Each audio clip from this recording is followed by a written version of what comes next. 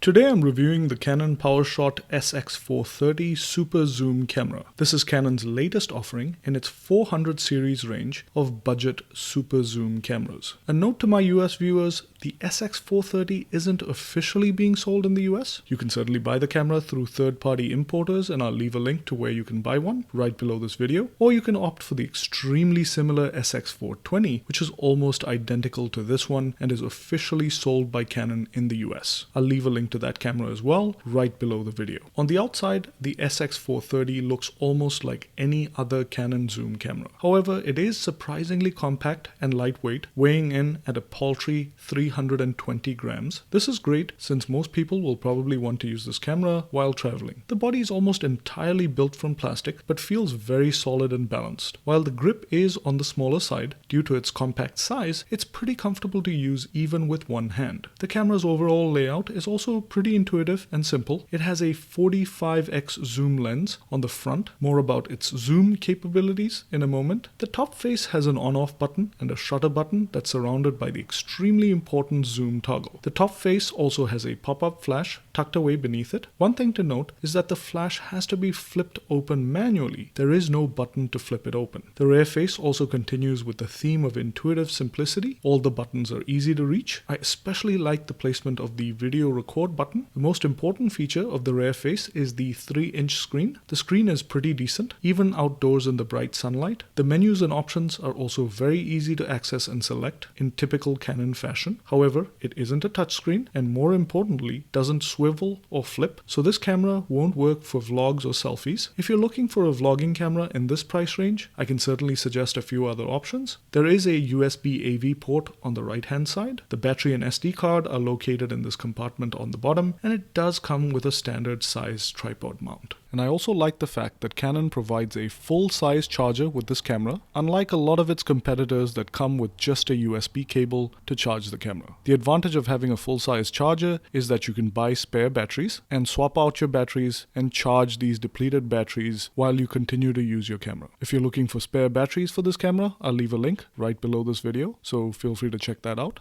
The big question though is how does it perform? The camera can take pictures as large as 20 megapixels and stores them as JPEGs. The image quality, as you can see from these test shots, is pretty decent. The colors are pleasantly reproduced, a trait found in most Canon cameras, and the pictures are reasonably well exposed. You can also produce a reasonably shallow depth of field using the camera's zoom capabilities for nice soft backgrounds. It's certainly not the sharpest zoom camera out there, but is decent enough for vacation photographs and video. The low light performance of this camera is also decent, especially considering the size of the sensor, as you can see from these shots. One area where the camera truly excels is its phenomenal zoom range. This helps with both photos and videos, as you can see from this shot. The image stabilization was also pretty decent at keeping everything reasonably steady, even at full zoom. For even steadier super zoom shots, I recommend keeping a tripod handy. The video quality in general is pretty decent. However, it only shoots video in 720p, which is somewhat disappointing considering that even smartphones shoot in 4K these days. Canon really ought to add 4K in more of its entry-level cameras. The SX430 does come equipped with Wi-Fi and NFC. However, as with most Canon cameras, connecting the camera and using the Canon Camera Connect app seem to be a clunky experience. I struggled to get the camera to connect even once. Let me know in the comments below in case you have better luck than me. Another thing I like, and this is a really small thing, is this lanyard strap that ties the lens cap